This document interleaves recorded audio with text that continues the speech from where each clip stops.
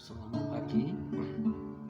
Sebelum kita masuk ibadah kita pagi hari ini, kita naikkan pujian ini ya.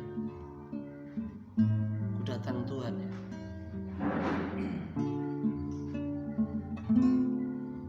Ku datang Tuhan dalam hadirat-Mu, berhiaskan kekudusan. Seluruh surga sujud menyembah-Mu, ku tersungkur dan berseru. Ku datang Tuhan dalam hadirat-Mu, berhiaskan kekudusan. Seluruh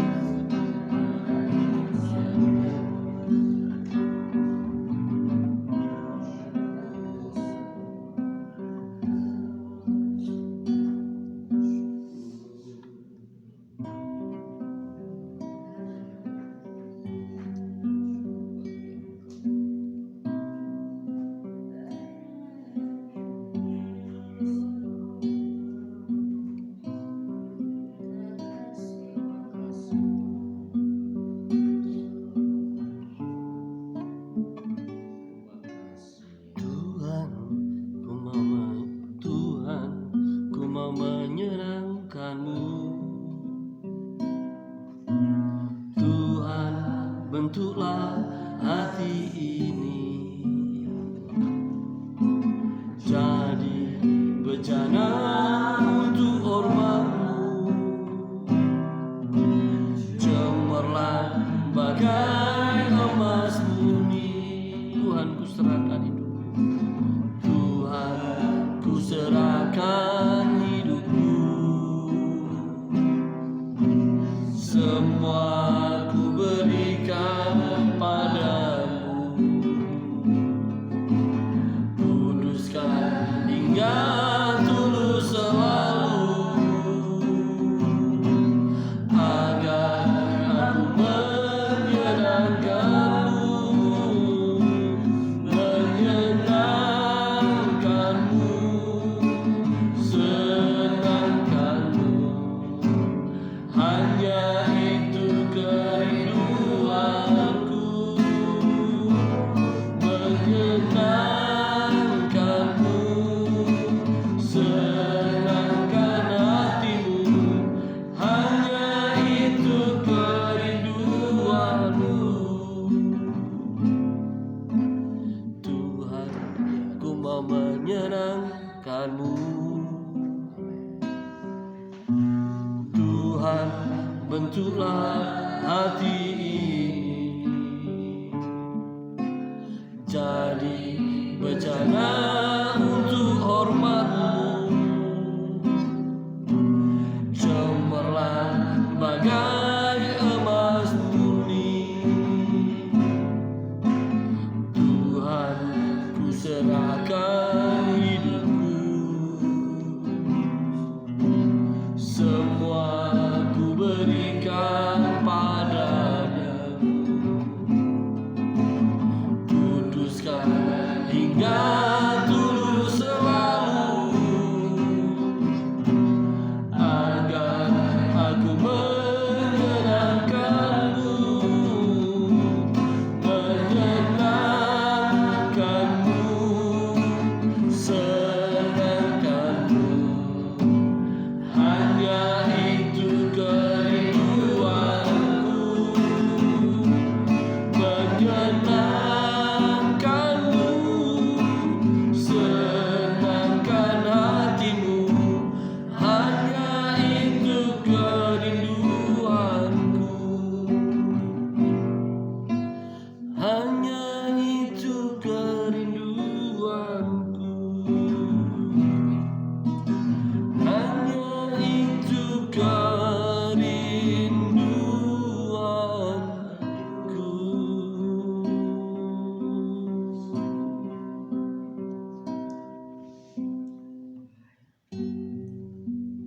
Pak Ani, silakan buka dalam doa, Pak.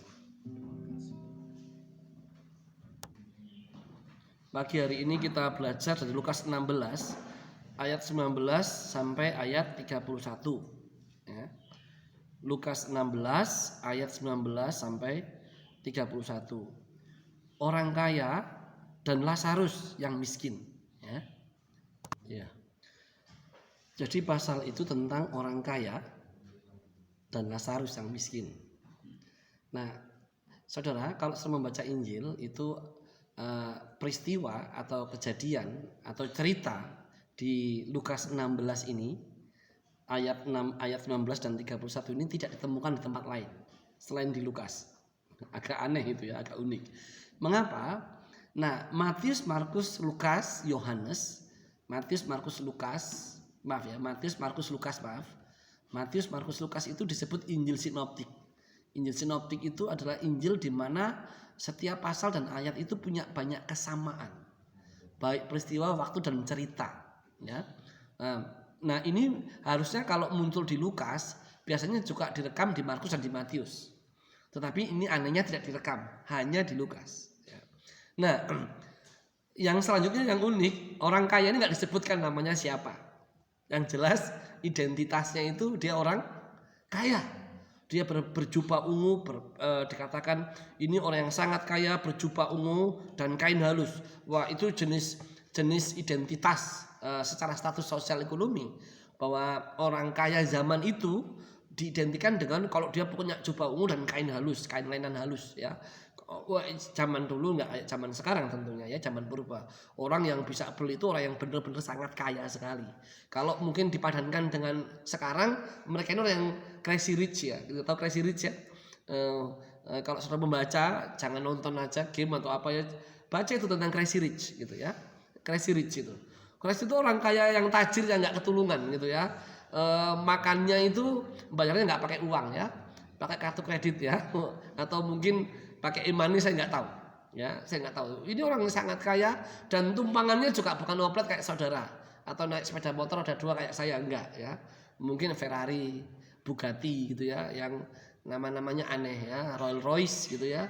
Nah, ini orang yang sangat kaya zaman sekarang, yang tidak sedikit pun pernah mengecap namanya penderitaan, kesulitan, kemiskinan, kekurangan, masalah gitu ya, kayak saudara dan saya gitu ya. Hidupnya dari wajahnya sudah kelihatan suram gitu ya, penuh masalah. Katanya Tukul gitu. Lihat wajahmu aja sudah suram, penuh masalah gitu ya. Itu gambaran kita hari ini gitu. Iya, mereka enggak. Mereka enggak perlu bengok, enggak perlu teriak gitu ya. Enggak perlu minta-minta ya. Apapun yang dia mau itu pasti ada.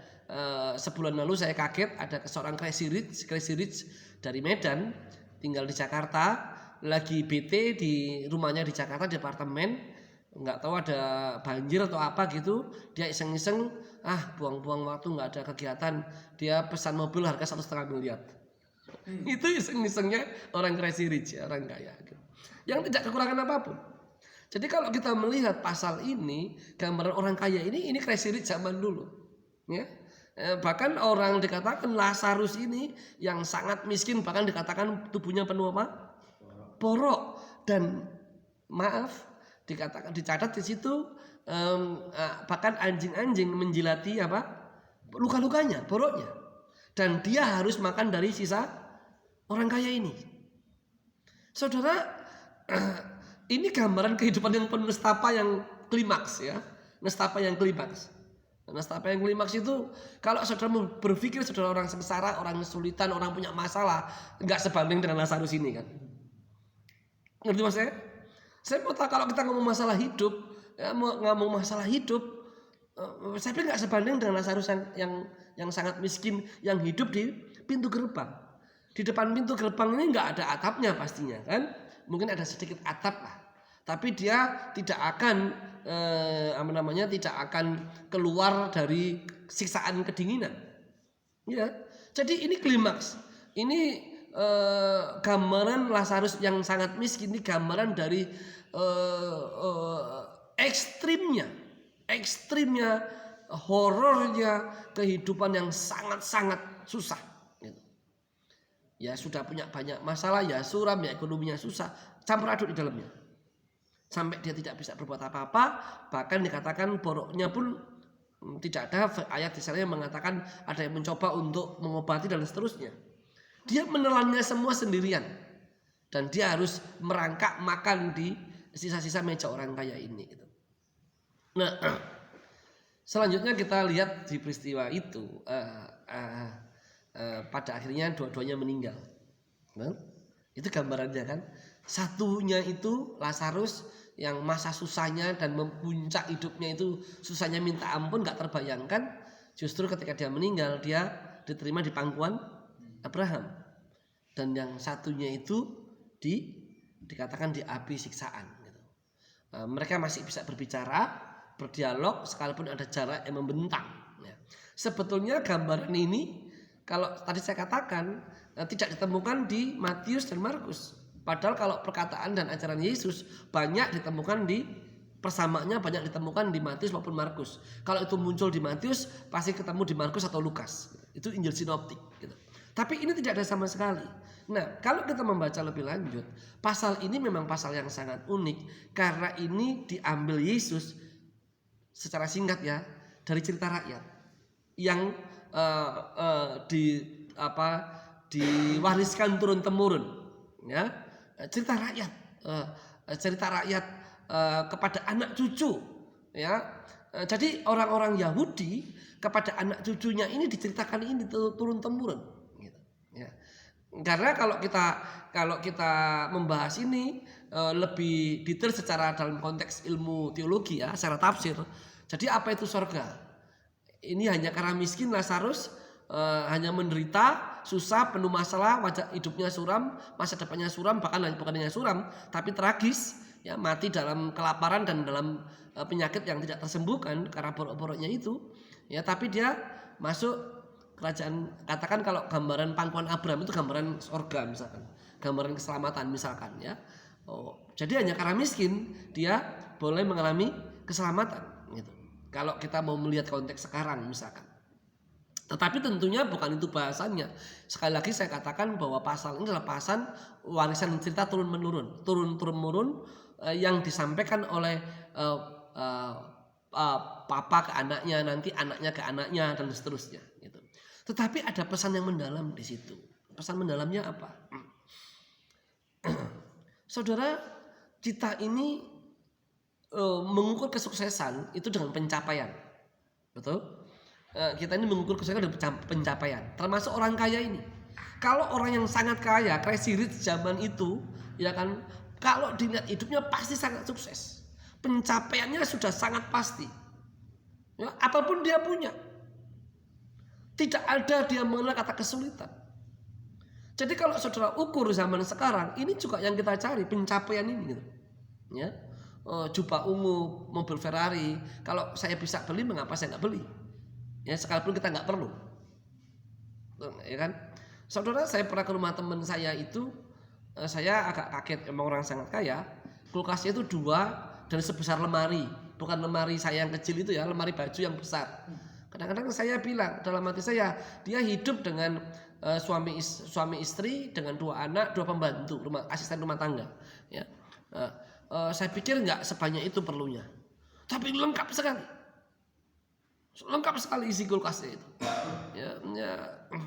Nah ini orang yang sudah pencapaian luar biasa. Dan orang dunia juga menghargai orang seperti ini.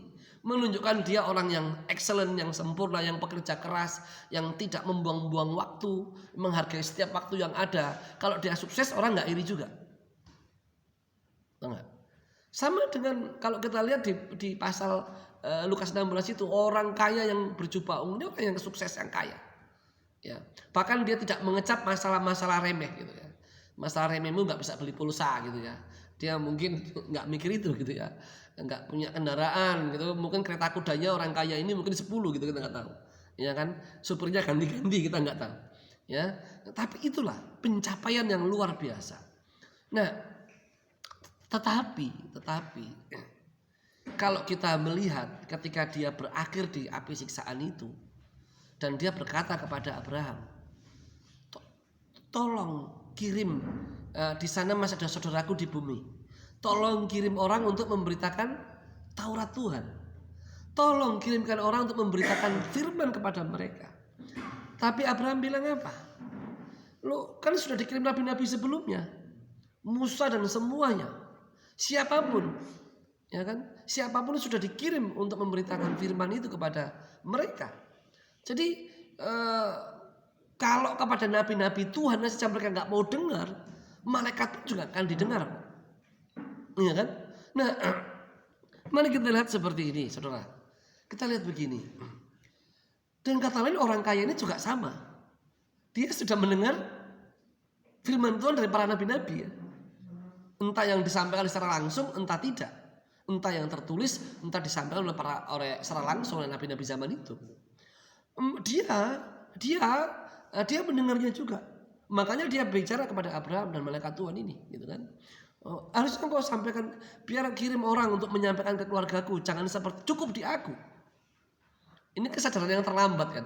Kesadaran terlambat ketika sudah ada penghakiman tadi. Di api siksaan itu gambaran penghakiman, gitu. Terlambat, gitu. Ya. Tetapi tidak bisa dipungkiri bahwa dia sebagai orang kaya juga sudah mendengar pesan firman Allah ketika dia di bumi. Responnya mungkin faktanya dia sibuk dengan kekayaannya kan, dia mendapat hormat dan segala macam gitu. Dia mendapat itu. Artinya dia mendengar tapi dia tidak punya waktu untuk firman Allah. Kekayaan itu menyibukkan. Ya. Saudara punya gadget, lihat aja gadgetmu, gitu loh. Ketika Anda punya gadget, berapa jam waktumu di gadget dan berapa jam kamu pakai untuk berdoa dan firman Tuhan. Itu gadget ya. Itu smartphone ya, gitu ya. Orang kaya juga begitu. Dengan kekayaannya orang akan sibuk dengan kekayaannya, menikmati apapun yang dia mau. Ya. Bayangkan kalau sudah punya bisnis dan bisnis itu sudah jadi mesin uang. Ya, saudara nggak repot-repot, kontrol berjalan, semua berjalan, usaha semua berjalan, uang tinggal masuk di rekening. Ada nggak bisnis seperti itu? Banyak sekarang, banyak. Dan orang yang sudah mendapat uang dengan cara begini tidak ada lain selain menikmatinya. Tidak salah kan menikmati, gitu. Tetapi menjadi fatal ketika dia hanya menikmati semua itu dan tidak ada ruang sedikit pun untuk firman Allah. Bahkan kalau kita lihat ketika dia melihat Lazarus pun yang makan dari remah-remahnya, dia nggak berusaha untuk membuka tempat bagi Lazarus, memberi tumpangan atau membangunkan, padahal itu nggak susah. Crazy Rich itu apa susahnya sih? Ya kan? Membangun rumah sederhana apa susahnya? Tidak ada seperti itu. Dan tetapi sangat ironisnya orang kaya ini menyadari ketika dia sudah dihakimi tadi. Dia meninggal dan penghakimannya apa? Dia dihabisi siksaan. Nah, ini adalah pesan-pesan yang dari para bapak-bapak orang-orang Yahudi itu turun-temurun disampaikan ke anak cucunya. Pesan ini gitu. Apa makna pesannya? Makna pesannya sederhana sebenarnya. Hidup itu ketika dalam ruang hidupmu, dalam space hidupmu, dalam ruang hidupmu, tidak ada ruang tempat untuk apa yang rohani, untuk Tuhan, untuk firman-Nya. Siapapun akan berakhir seperti orang kaya ini. Siapapun akan berakhir di situ. Nah, orang akan berakhir di situ. Nah, tetapi kita nggak menyadari karena kita lebih asik dengan waktu kita. Kita lebih asik dengan dari yang jelas sampai yang tidak jelas. Kita asik dengan itu. Ada orang yang asik dengan rutinitas, ada orang yang asik dengan uang, ada orang yang asik dengan apa yang dia miliki. Asik dengan itu, tapi tidak ada ruang dan asik dengan Tuhan dan firman-Nya tadi itu. Nah, ini yang fatal sebetulnya. Nah, tetapi ada yang pesan lagi yang kita perlu renungkan begini. Saudara, kalau saudara di posisi Lazarus yang miskin ini, bukan Lazarus yang dibangkitkan Yesus ya, bukan ya. Ini Lazarus yang di pintu gerbang orang kaya ini. Saudara di posisi itu, hidup selama hidupmu dengan penuh persoalan, penuh masalah, seperti tidak ada kunjung selesai. Nah, tadi kan saya katakan, kalau kita lihat pasal ini, orang kaya ini juga dengar firman Tuhan sebetulnya. Ketika dia dalam posisi yang kaya di bumi itu. Bagaimana dengan Lazarus? Apakah dia sama? Ya tentunya sama juga. Dia menerima porsi yang sama. Firman Tuhan itu. Sama dia kalau kita lihat di pasal itu. Ya. Oleh karena itu dalam kemiskinannya itu, kalau dia kemiskinannya tidak mengubah hidupnya, untuk apa dia diterima di pangkuan Abraham? Ya kan? Sekalipun dia miskin, dia menerima firman, dan oleh karena kemiskinan tidak mengubah apapun, ya, tidak mengubah apapun. Kemiskinan tidak menjadikan orang rohani. Tetapi orang rohani itu rela hidup miskin. Itu bedanya. Makanya kalau saudara lihat Matius 5 ayat 3 dikatakan apa? Berbahagialah kamu yang miskin di hadapan Allah, karena engkaulah empunya kerajaan surga. Kalau miskin biasa nggak ada gunanya. Tetapi kalau kita lihat Lazarus bukan miskin sembarang. Ya, mungkin karena satu kasus dan lain hal yang kita tidak tahu, ya, tidak terekam dalam pasal ini. Tetapi kalau dia sampai diterima di pangkuan Abraham, jelas ketika dia miskin itu, sekalipun dia miskin itu, dia punya ruang yang luas untuk Tuhan dan untuk firman-Nya. Gitu. Nah, saudara, pesan ini yang kita harus camkan betul-betul. Kita ini selalu ribut dengan masalah kita. Ada orang yang ribut dalam masalah rumah tangga, masalah keluarga, masalah pribadi, masalah sakit penyakit, masalah masa depan. Kita ini setiap hari, ya kan, masalah kelemahan, ya, masalah ketergantungan, Banyak kita ini masalah. Banyak kita ini gitu. Ya kan? Lazarus ini juga sama. Bahkan mungkin saja siapa sih yang nggak ingin hidup makmur? Siapa sih yang nggak ingin hidup sukses? Siapa sih yang tidak ingin hidup nggak usah makmur dan sukses? Paling tidak biarlah kita hidup normal. Siapa yang nggak ingin? Siapapun ingin. Siapapun ingin. Tetapi Lazarus tidak sampai hidup normal pun nggak bisa. Hidup normal pun nggak bisa kan? Bahkan sampai maaf tadi dikatakan dia harus makan dari remah-remah meja orang kaya ini. Sisa dari orang kaya ini. Tetapi satu hal yang Lazarus tidak hilang. Dalam kemiskinan yang sangat klimaks, yang sangat puncak ini, dia tidak kehilangan yang paling rohani. Ya, ketika dia katakan dia di dunia ini nggak mendapatkan apapun, tapi dia mendapatkan apa yang di kerajaan Allah, di pangkuan Abraham. Ini gambaran yang menarik. Nah, saya harus katakan dengan jujur, banyak orang rohani, banyak orang yang mengasihi Tuhan, selama di dunia tidak mendapat apa-apa. Kadang-kadang kalau saya masih bisa naik oplet, masih bisa berjalan, masih bisa sehat, saya bersyukur sekali. Saudara, satu angkatan saya ini, saya tidak katakan berapa orang, berapa puluh sudah meninggal seusia saya. Ya, meninggal. Saya itu kadang-kadang kalau reuni di SMA itu saya agak mir-mir juga. Nggak tahu ini berapa kali reuni SMA, teman SMA. Hari ini reuni, ya kan tahun depan udah dipanggil Tuhan. Padahal sehat, gitu, sehat. Nah, itu berapa teman saya, belum teman-teman saya yang lain, ya, teman kuliah saya gitu. Waduh, ada teman kuliah saya itu sudah hampir 15 tahun tidak ketemu. Satu kali lihat Facebook saya, dia telepon saya, kerjain saya, teman kuliah, pinter anaknya, sempat belajar di Kanada, ya, tapi teman baik. Ya. Dia telepon, Rudi gimana kabarmu gini-gini.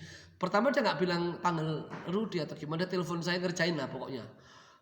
Tebaklah saya juga sudah lupa karena sudah sekian belasan tahun tidak ketemu gitu kan. Akhirnya saya tahu, akhirnya dia buka dirinya, kamu ingat nama ini? Ya sangat ingat, saya bilang. Tapi suaranya sudah beda, mungkin sudah bapak-bapak gitu kan. Nah, jadi kagetlah saya teriak, kamu tahu nggak tahu ya? Wah, kami ngomong akrab, telepon hampir tiap minggu, tiap 2 minggu dia WhatsApp saya, gimana bro kabarmu, kayak anak muda lah gitu. Ya sehat bro, saya bilang gini-gini, kamu gimana? Lagi di sini bro, gini-gini. Baik.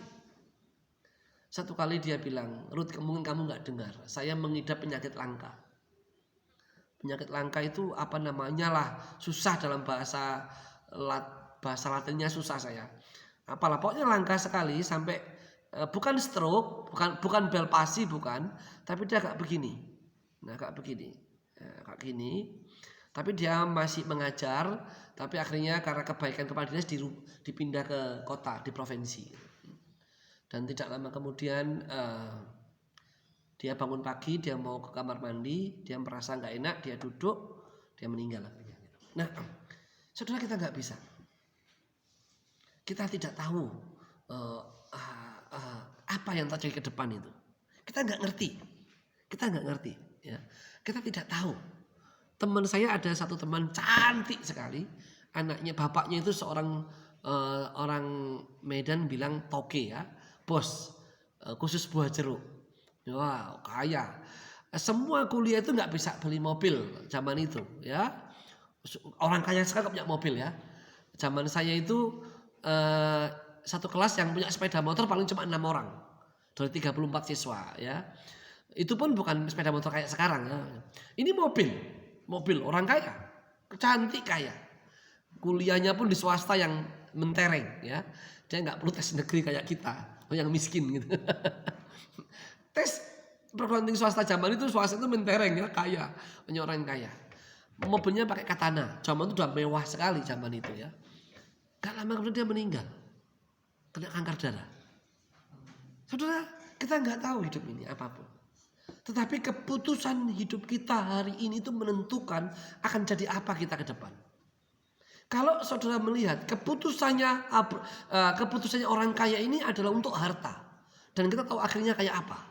Keputusannya Lazarus ini adalah untuk kerajaan Allah. Sekalipun dia klimaks ekstrim. Itu gambarnya sangat ekstrim ya. Kemiskinan di dunia yang sangat ekstrim. Tapi pada akhirnya dia berakhir di pangkuan Abraham. Jadi betapa pentingnya keputusan hidupmu dan hidup saya hari ini. Apa untuk ke depan. Kalau keputusan hidupmu, Tuhan aku jalani saja hidup ini. Tanpa keputusan yang rohani, kita nggak tahu akhir hidupmu dan hidup saya. Tapi kalau keputusanmu hari ini adalah keputusan hidup untuk tujuan rohani, kita sekalipun hari ini dengan penuh persoalan, tapi paling tidak kita masih punya harapan. Amin. Masih punya harapan ke depan. Nah, kalau kita melihat hal ini, kita tidak akan bermain-main dengan apa yang rohani. Kita tidak akan bermain-main dengan Tuhan. Kita tidak akan bermain-main dengan firman Allah. Tidak akan. Karena kita punya kepastian. Kalau aku di dunia ini gak dapat pencapaian yang seperti orang capai. Tapi ada satu yang tidak terhilang. Yaitu kerajaan Allah. Tapi manusia tidak demikian. Justru ketika dia mencapai itu, dia justru lupa. Ya kan? Dia sudah mencapainya itu dia lupa gitu. Itu kebanyakan. Kalau dulu dia kerja keras keringat, banting tulang untuk mendapat rupiah demi rupiah, membangun perusahaan sampai perusahaan yang mapan. Saudara, setelah dia mendapatkan itu dia lupa. Nah, anak-anak saya itu sering ditanya ketika mengisi biodata pekerjaan orang tua. Sampai hari ini anak saya bingung. Pekerjaan papa itu apa? Dari kecil itu. Saya juga bingung. Karena saya mesti isi wira swasta aja lah. Lah anak saya itu dua-duanya mesti tanya, wira swastanya apa? Karena papa itu ya di rumah pergi, di rumah pergi, di rumah pergi gitu. Wira swastanya apa? Saya juga bingung jawab. Ya, dan saya itu tidak pernah mencantumkan pekerjaan pendeta untuk mencari kemudahan, itu tidak pernah dan tidak berani, gitu kan? Kenapa? Karena jangan sampai kita punya motif yang salah menggunakan itu untuk memperoleh kemudahan, ya jangan. Nah, tetapi ini yang saya mau sampaikan kepada saudara pagi hari ini. Ketika hidupmu tanpa keputusan yang rohani, maka hidupmu tidak berakhir kemana-mana. Sampai setiap kita membuat keputusan yang rohani, mau hidup kita mau kemana, untuk apa? Kalaupun saya jatuh dan miskin, kalau saya kehilangan di dunia ini, tapi saya tidak hilang untuk kerajaan Allah. Saya tidak akan kehilangan apa yang rohani. Sekalipun saya tidak yakin bahwa kita ini akan se-ekstrim Lazarus yang di pintu gerbang ini.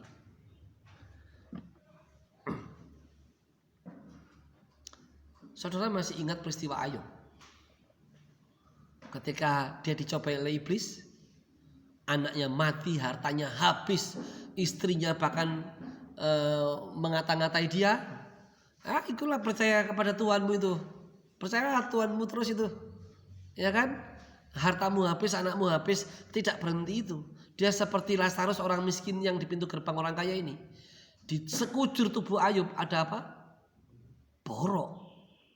Bahkan teman-temannya pun, sahabat-sahabatnya mau ngomong ke dia nggak berani berdekat-dekat dia, nggak berani mendekat gitu. Tapi dari jarak hampir ratusan meter teriak-teriak, "Hai Ayub," gitu. "Hai temanku," gitu kan. Kenapa? Karena baunya itu.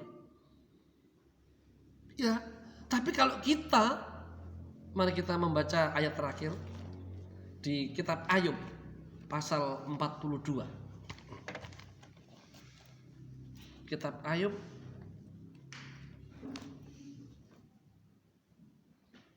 atas saya.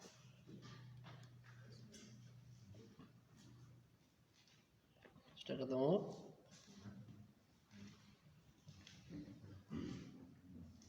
Ayub pasal 42.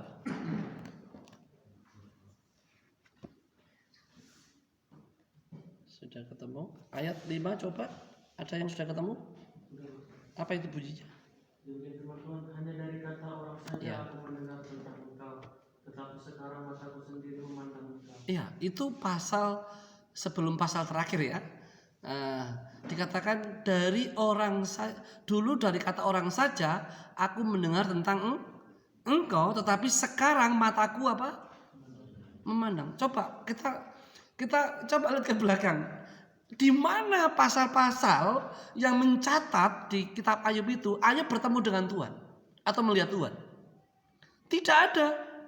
Selain Ayub mengalami kesulitan demi kesulitan, anaknya mati, hartanya habis semuanya, penderitaannya nggak kunjung selesai, dimaki-maki istrinya, ya kan? Dan tidak hanya itu, borok sekujur tubuhnya. Di mana letak pertemuannya dengan Tuhan?